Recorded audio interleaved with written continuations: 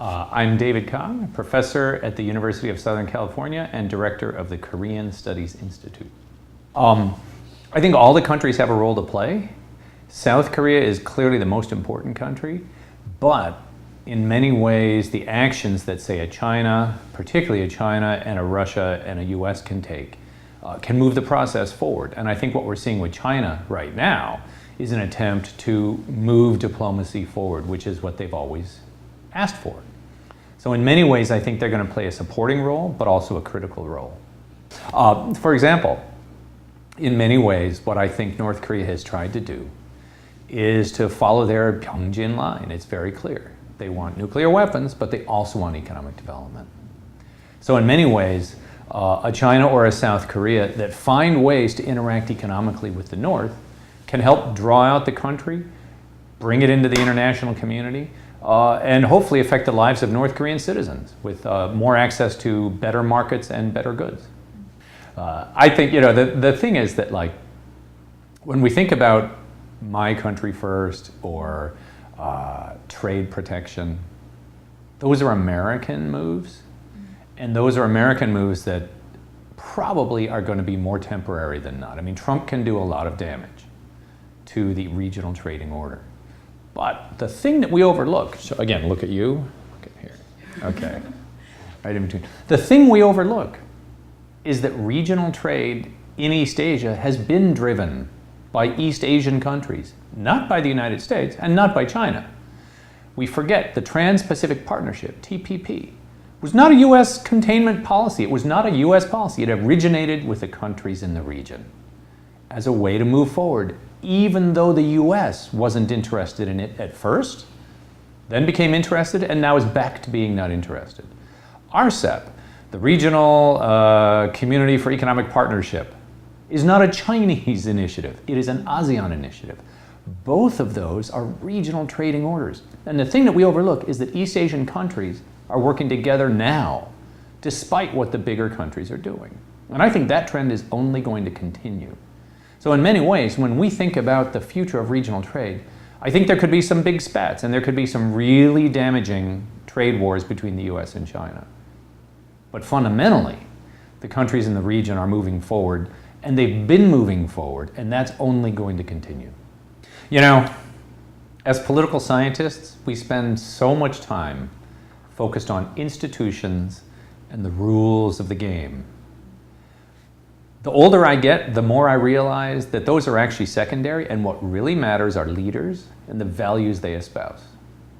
That's why, in some ways, Trump is such a challenge both to the United States domestically and to the world order. He's the leader of the most powerful country in the world, and he's espousing a number of values that are anti-free trade, as you pointed out, very much about nationalism and populism.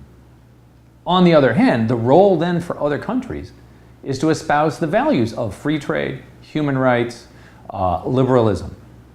There's room here, and it's actually even more important now than countries like South Korea or Japan or Europe are making very clear the values they stand for.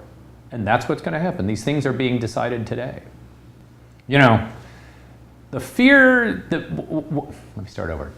What people say about North Korea is they will never denuclearize because they will end up like Libya. But that's actually not true, because there is already a concert of powers in the region, meaning a whole bunch of great powers there. One reason that Libya fell apart, they didn't have any allies. They had no friends.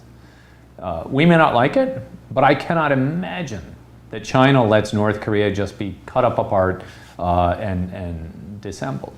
China's going to play a huge role, and we saw that at the summit with the Chinese airplane and the summits and everything else, right? I mean, China is not going to let North Korea get just wiped off the face of the earth. We already know that.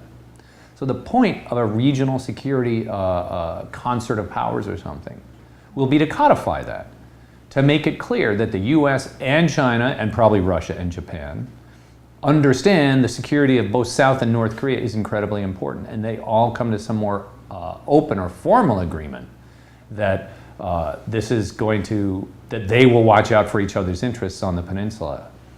In a lot of ways, we may not like it, but that's the reality, and in many ways, that's, I think, the way forward. Okay, so US-China, clearly things could get worse. There might be a trade war. We might have some real economic impact given the billions of dollars of tariffs that both countries are threatening with each other. My sense is that this is not going to be very long lasting because both sides are going to realize how painful this is. And so there's a lot of talk and a lot of, what do you call it, muscle flexing and chest thumping. But to really hold out for years or years of a sort of trade policy strikes me as being unlikely.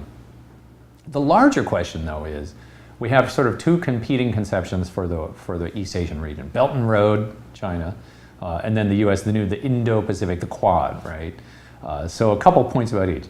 Belt and Road seems to be more a catch-up policy by China, trying to describe what is already happening by a bunch of countries, by a bunch of companies in various countries. This is not necessarily a coherent strategy other than trying to claim that what's going on. Like the latest example is Sri Lankan port, right? That's just a company. That's not the Chinese government. But we all think that it's some massive Chinese coordinated effort, which it's not. And that's one reason that Belt and Road Initiative is so hard to pin down, because it's not a real initiative. It's a bunch of different companies doing different things. Sometimes state-sponsored in China, sometimes not, with dozens of countries. Rather, I think of Belt and Road Initiative more as a recognition of the reality of China's economic influence in around the world, rather than any coherent strategy that they started out with. For the United States, the Quad is never going to happen. That is the dumbest idea I've ever heard. Right? We're going to abandon all of East Asia and we're going to go with Japan, Australia, and India. Modi made very clear at the Shangri-La Initiative that India was not interested in containing China. That's never going to happen. So we're going to have Australia and Japan, the two most peripheral countries in the region, and abandon everything else to China? That's not going to happen either. So the Quad is simply some idea floated, and in many ways it's an admission that American policy over the last couple of decades has been actually retreating, despite Obama's attempt to pivot or return or et cetera to Asia. The reality is that Asian countries are running the region by themselves, and the US is, for better or for worse, increasingly less important. And the Quad, if we actually go with the Quad and we abandon Philippines and Vietnam and Malaysia and Indonesia and Korea and Taiwan to China, that's not happening. So I don't understand why we keep talking about Indo-Pacific. I really don't. Sure. No, I think this type of thing is exactly what Korea can do. I say this a lot, but it's worth repeating. Countries like Korea share some, but not all, American priorities. They never will, and they shouldn't. Their strength and their contribution to regional security is that countries like Korea don't want to choose between a China and the US, or Japan and China, or whatever. And they are in a position to try and more fully help all countries in the region understand the complexities and the dynamics of what's going on. And I think these kind of forums are really important for that, especially for the US and China and the bigger powers to understand how complex the region is, but also how much the region is moving along without either one of those superpowers really driving it. Oh, okay. Thank you for having me. I've really enjoyed it. Fighting, 만세.